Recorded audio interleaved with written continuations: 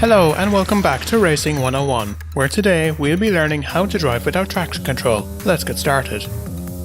In order to learn how to drive without traction control, we must first understand how the system works. Traction control is an assist you can use to prevent the rear wheels from spinning too much, which may cause you to lose control of the car. It constantly checks how fast the rear wheels are rotating, and if it thinks you'll slide the car, it'll cut the car's engine power, keeping you safe. The system is banned in real-world Formula 1, but in F1 22 it's a handy tool when you're learning how to drive. One of the downsides of traction control is that while it does a good job at keeping the car pointed straight, it can sometimes be too aggressive and cause you to be slower if you rely on it too much. Driving without it is tricky, but once you master the skill, you will have full control over how much power you get from the car, and can also rotate the car better through the corners. Setting traction control to medium allows you to slide the car a bit more, but since we're learning how to drive without it entirely, let's start looking at some techniques you can use.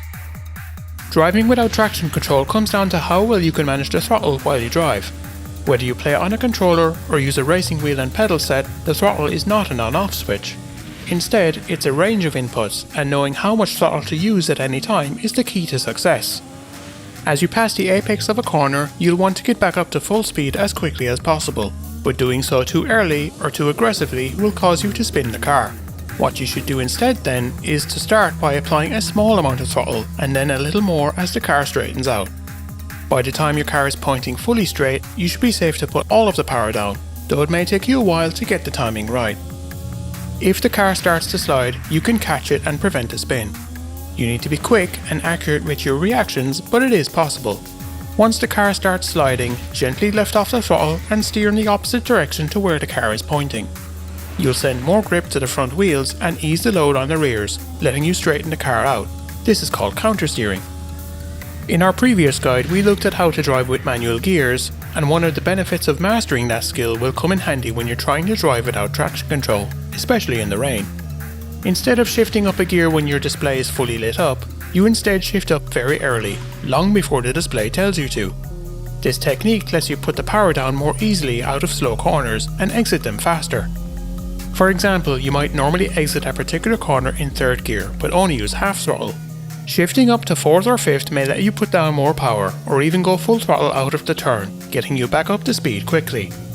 As you get more experience in driving without traction control, you'll begin to develop a feel for where you need to short shift and can better control your car in tricky conditions.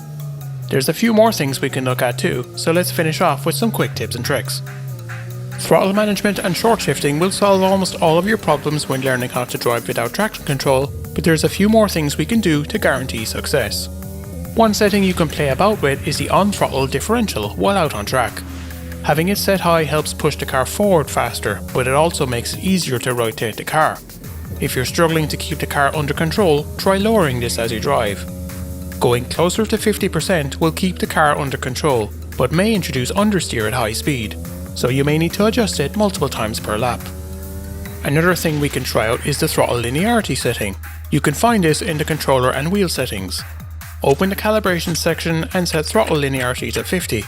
This changes how the throttle behaves at various input percentages, and can help take the edge off your throttle delivery out of corners. Finally, it's a good idea to be careful when running over curbs. As the surface under your car isn't fully flat, you may not have as much grip as you think, and going full throttle on a curb might unsettle the car and cause it to spin. With what we've learned today, you should now have a better understanding of how to drive without traction control. For more F1 22 tips, check out the guides linked below, and good luck in your next race.